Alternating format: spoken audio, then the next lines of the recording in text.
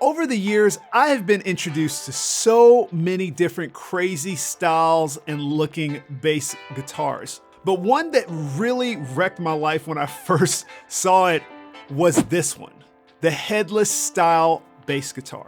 Now, when this was introduced to me years ago, it was known for being one of the most portable guitars out there because it didn't have a headstock, which made the whole length of the bass a lot smaller. And so today, after all these years, I'm finally getting my chance to play one and see how it works. So we're gonna be looking at this Traveler Guitar TB4P to see all the features and if it can last on a gig.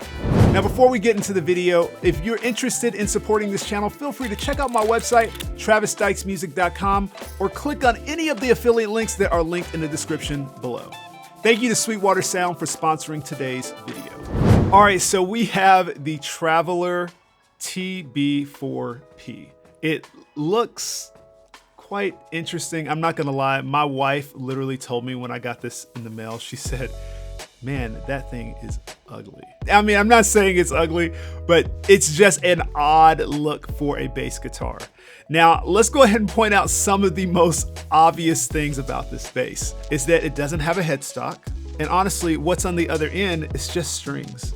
And I think this is to adjust the truss rod as well right here. You're probably wondering, okay, how do you tune this thing? So the strings go around the back of the bridge right here, and they go to the body of the bass where the tuners are. So you can see the little tuning pegs here, but then on the other side, you see this is the knobs where you actually turn them to tune it. It really is an interesting style. I will say when I've used this live, it was very interesting because you're having to like try to kind of, go around the strings a little bit. And then also it's just weird because you're just like, it's just weird to be tuning over here. I'm usually tuning with my left hand, and so I'm tuning with this. I'm tuning with my right hand, and I'm always like, and I'm having to play. It's just a little weird, a little different, but I feel like you can get used to it the more you do it.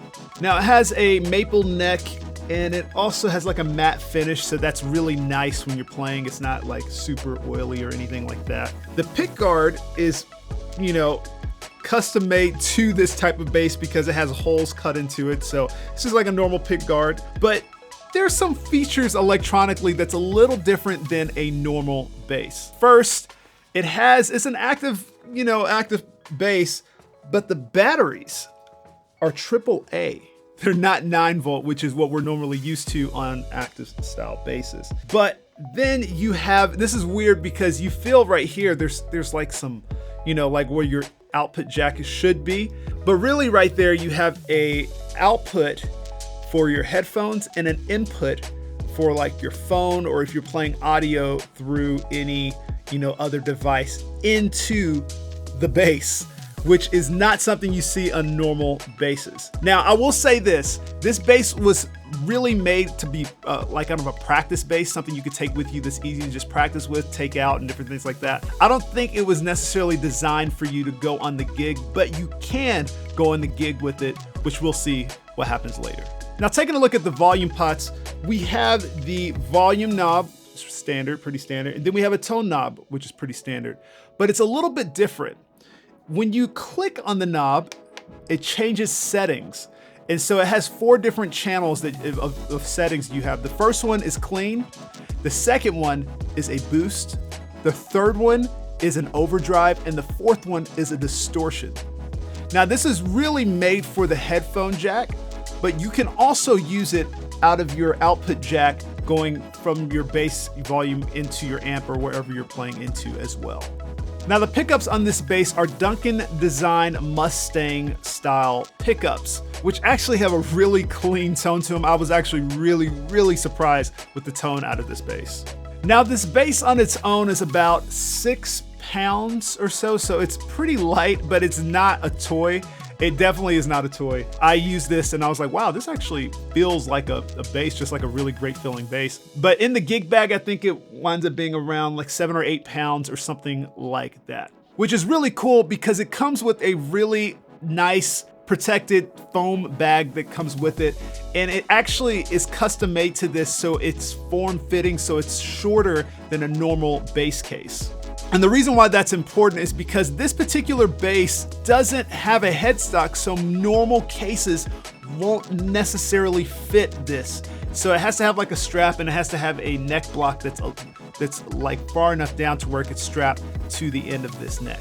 All right, so now let's do some audio tests to see what this bass sounds like.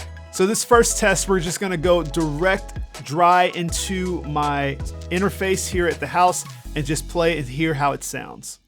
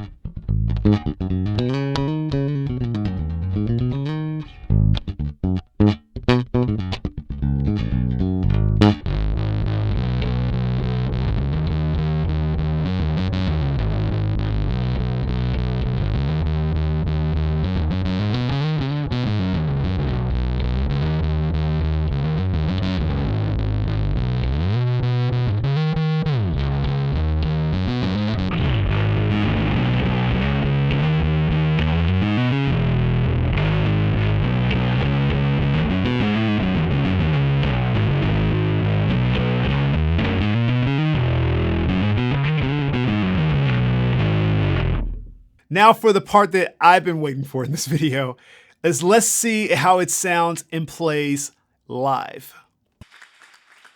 They also have been building, and then some prayer requests that she asked us to be in prayer with them.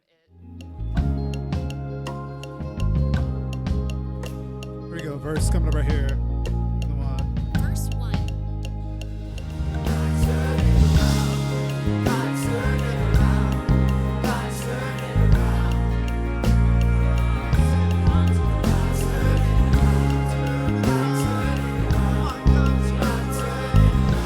Bridge. Breakdown.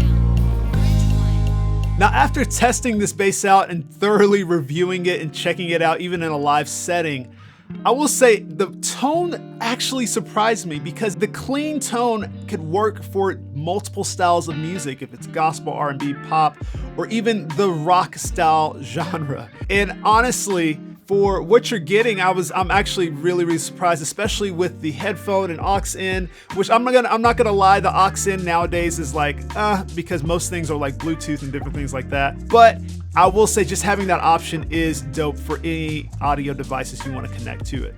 I will say this, the action on this bass was very surprising.